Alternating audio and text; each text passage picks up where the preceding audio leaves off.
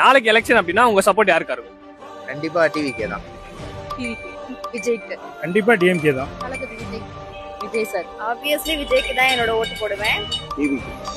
டிவிக்கே. டிவிக்கு ஆறு சீமான்.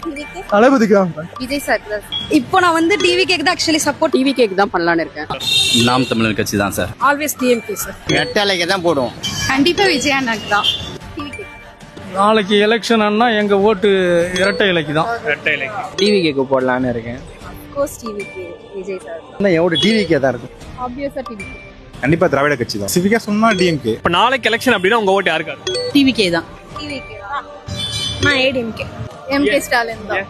கலைஞருக்கு தான். கண்டிப்பா முக ஸ்டாலினுக்கு தான் இருக்கும். திமுக கூட்டணி கட்சிகளுக்கு தான் என்னோட ஆதரவு இருக்கும். கண்டிப்பா விஜய்க்கு இந்த வாட்டி சான்ஸ் கொடுக்கலாம். விஜய்க்கு தான். கண்டிப்பா விஜய்க்கு தான். தளபதி தான். டிவிக்கு. தளபதி தானே. கோர்ஸ் விஜய் சார் தான். விஜய்க்கு.